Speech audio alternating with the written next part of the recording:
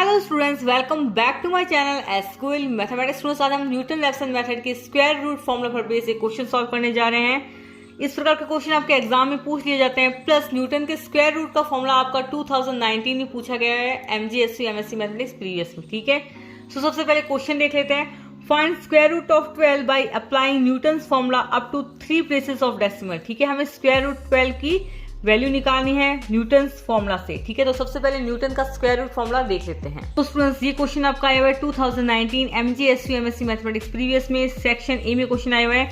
Right down the Newton's iterative formula for finding square root, यानी कि हमें Newton के आइटरेटिव फॉर्मूला से स्क्वायर रूट कैसे फाइंड करते हैं उसका फॉर्मूला लिखिए। ये 1 नंबर में क्वेश्चन आया हुआ है। आप चाहें तो ये डायरेक्ट फॉर्मूला लिख सकते हैं, लेकिन फिर भी हम आपको बता देते हैं कि ये फॉर्मूला हमने कैसे फाइंड किया है ना। क्वेश्चन भी बता रही हूँ। ठीक है, ये जो रूट ए है उसको हम मान लेंगे x। ठीक है, फिर हम क्या करेंगे, इसका स्क्वायर करेंगे तो ये हो जाएगा हमारे पास एक्स स्क्वायर है ना, माइनस में इज इक्वल टू 0। तो ये हमारे पास क्या बन गई, एक इक्वेशन। इस इक्वेशन को हम मान लेंगे fx। ठीक है, fx हमारे पास हो जाएगा x square minus c, simple. ठीक है, तो ये हो जाएगा the quantity square root a may be taken as the root of the equation x square minus a। ठीक है, यानी कि जो हमारे पास x square minus a equal to 0 है, इस इक्वेशन के जो हमारे पास रूट आएंगे वही हमारे पास रूट में ए की वैल्यू होगी, सिंपल। ठीक है, which can be solve with the Newton's method. Students, ये है हमारे पास न्यूटन रैप्सन मेथड का फॉर्मूला। ठीक है, न्यूटन रैप्सन मेथड के फॉर्मूले से हम क्या करते हैं, किसी इक्वेशन के रियल रूट फाइंड करते हैं। ये है हमारे पास न्यूटन रैप्सन का मेथड का फॉर्मूला। ठीक है, तो यहाँ पर हमारे पास है फंक्शन ऑफ एक्स की वैल्यू, यहाँ पर हमारे पास क्या है, इसका डेरिवेटिव की वैल्यू है ना। न्यूटन रैप्सन मेथड में हमें फंक्शन ऑफ एक्स की वैल्यू चाहिए होती है और फंक्शन ऑफ एक्स का डेरिवेटिव की वैल्यू चाहिए होती है। ठीक है स्टूडेंट, जब हम इस फंक्शन ऑफ एक्स का डिफरेंशिएशन करेंगे विद रिस्पेक्ट टू एक्स, तो यहाँ पर देखिए एक्स स्क्वायर का डिफरेंशिएशन हमारे पास क्या आएगा 2x, और ए हमारे पास कांस्टेंट है, इसका डिफरेंशिएशन करेंगे विद रिस्पेक्ट टू एक्स, तो वो हमारे पास क्या हो जाएगा 0। ठीक है, न्यूटन रैप्सन मेथड का फॉर्मूला लगाएंगे जो कि होता है हमारे पास x ऑफ n प्लस 1, पर हम f ऑफ xn की वैल्यू रखेंगे। तो यहाँ पर हमारे पास fx क्या है, एक्स स्क्वायर माइनस a, तो f ऑफ xn हमारे पास क्या हो जाएगा xn स्क्वायर माइनस a। ठीक है स्टूडेंट्स, ये हमने f ऑफ xn की वैल्यू रख दी। फिर हम क्या रखते हैं यहाँ पर f डैश ऑफ xn, तो ये हमारे पास क्या है f डैश ऑफ x है, तो f डैश ऑफ xn हमारे पास क्या हो जाएगा 2xn, ये हमने 2xn की वैल्यू रख दी। इसको सिंप्लीफाई करेंगे, कैसे सिंप्लीफाई करेंगे, एलसीएम लेकर।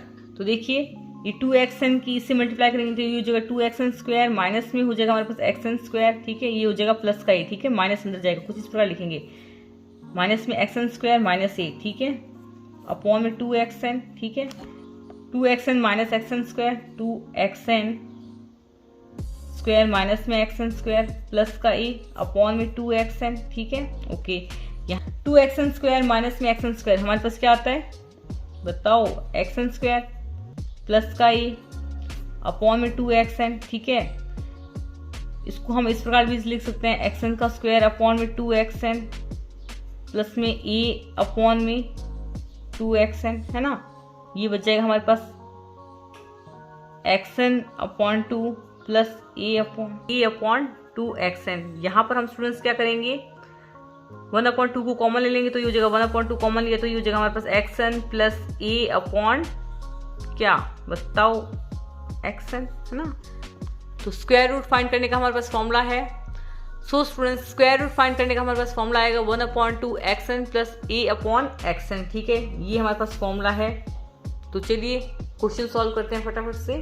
Find square root of 12 by applying Newton's formula up to 3 places of decimal. तो हम स्क्वायर रूट ऑफ 12 को मान लेते हैं x, तो x इक्वल हो जाएगा हमारे पास स्क्वायर रूट ऑफ 12। इसको हम इधर भेज देते हैं और स्क्वायर कर देते हैं बोथ साइड, तो ये हो जाएगा हमारे पास x square is equal to 12, x square minus 12 is equal हो जाएगा हमारे पास 0। इसको हम मान लेते हैं फंक्शन ऑफ एक्स, तो ये हो जाएगा हमारे पास f x is equal to x square minus 12। ठीक है, यहाँ तक हम पहुंच चुके हैं स्टूडेंट्स। अब हम क्या करेंगे, सबसे पहले इसमें हमारे पास फॉर्मूला तो हमारे पास पता है ना, न्यूटन रैप्सन मेथड वाला भी पता है और वो अभी जो मैंने बताया था वो भी पता है। ठीक है, स्क्वायर रूट वाला। अब स्टूडेंट्स हम क्या करेंगे, इसमें सबसे पहले हम क्या करते हैं, हमें x0 की वैल्यू चाहिए होती है। तो देखिए स्टूडेंट्स, न्यूटन रैप्सन मेथड का हमारे पास फॉर्मूला क्या होता है, x of n plus 1 is equal to xn minus में f ऑफ x अपॉन में f डैश x n है ना। ठीक है, xn माइनस में f ऑफ xn अपॉन में f डैश xn, ये हमारे पास क्या होता है, न्यूटन रैप्सन मेथड का फॉर्मूला होता है। ठीक है, तो देखिए स्टूडेंट्स, ये जो हमारे पास न्यूटन रैप्सन मेथड का फॉर्मूला है उसमें हम n इक्वल्स टू 0 पे, n इक्वल्स टू 1 पर, n इक्वल्स टू 2 पर वैल्यू फाइंड करते हैं। ठीक है, तो सबसे पहले हम क्या करते हैं, n इक्वल्स टू 0 रखेंगे तो यहाँ पर हमारे पास क्या होगा, x0 आएगा, है ना। n इक्वल्स टू 0 रखेंगे तो यहाँ पर स्टूडेंट्स x0 आएगा ना, यहाँ पर x1 is equals to x0 minus में f ऑफ x0 अपॉन में f डैश x0 हो जाएगा। ठीक है, तो हमें x0 हमारे पास क्या होता है, इनिशियल रूट होता है, तो वो कैसे हम फाइंड करते हैं। तो देखिए स्टूडेंट्स, सबसे पहले हम x0 की वैल्यू निकालेंगे जो कि हमारे पास क्या होता है, इनिशियल रूट। उसकी वैल्यू कैसे निकालेंगे, यहाँ पर हम फंक्शन ऑफ x में x की जगह रखेंगे 1 2 3 4 एंड सो ऑन वैल्यू रखेंगे। तो यदि हमारे पास एक बार नेगेटिव वैल्यू आ जाती है और उसके बाद हमारे पास एक बार पॉजिटिव वैल्यू आ जाती है, या हमारे पास एक बार पॉजिटिव वैल्यू आ जाती है और उसके बाद नेगेटिव वैल्यू आ जाती है, तो उन्हीं दोनों वैल्यूज के बीच में ही हमारे पास क्या होगा, रूट होगा। तो कैसे करेंगे, तो यहाँ पर सबसे पहले x इक्वल्स टू 1 पर हम f x फाइंड करेंगे। ठीक है, तो f ऑफ 1 हमारे पास क्या होगा, देखिए 1 स्क्वायर माइनस में 12 क्या आएगा, माइनस का 11।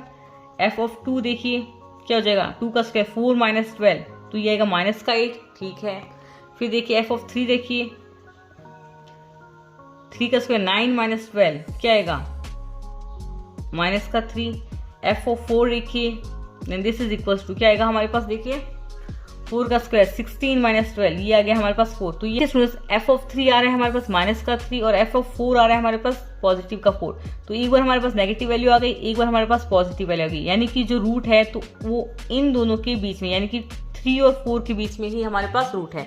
तो स्टूडेंट्स, अब पॉइंट आप x0 3 लेंगे या 4 लेंगे, जो वैल्यू हमारे पास 0 के ज़्यादा नज़दीक है, नोट दिस पॉइंट, जो वैल्यू हमारे पास 0 के ज़्यादा नज़दीक है उसी को हम अपना पॉइंट लेंगे।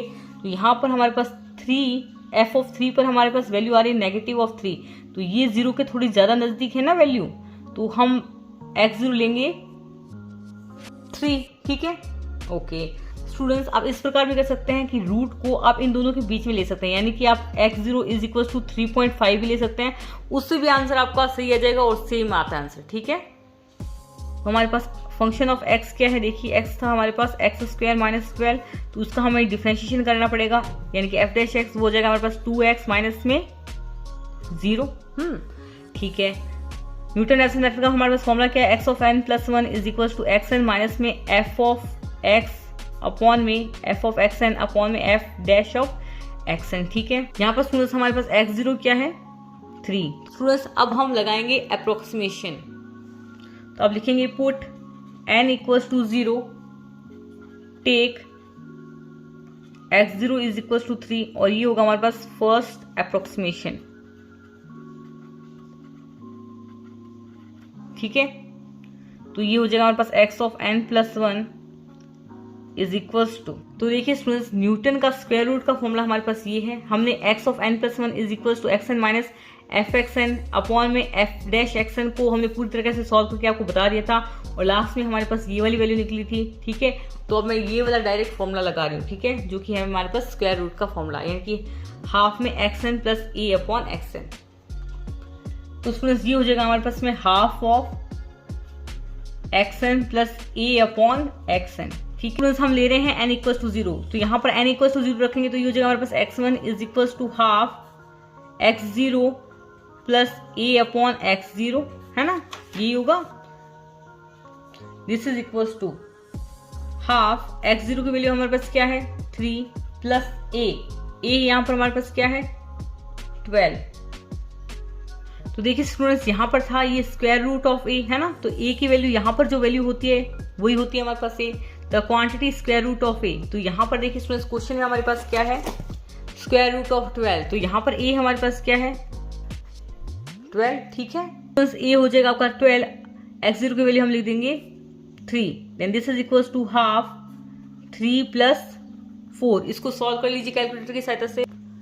तो स्टूडेंट्स इसकी वैल्यू आएगी 3.5। स्टूडेंट्स x1 की वैल्यू आएगी आपके पास में 3.5। ठीक है, अब हम फाइंड करेंगे x2, तो उसमें रखेंगे हम n इक्वल्स टू 1। ठीक है, उसमें रखेंगे हम x1 इज इक्वल्स टू 3.5 और ये हमारे पास होगा सेकेंड अप्रोक्सीमेशन। ठीक है,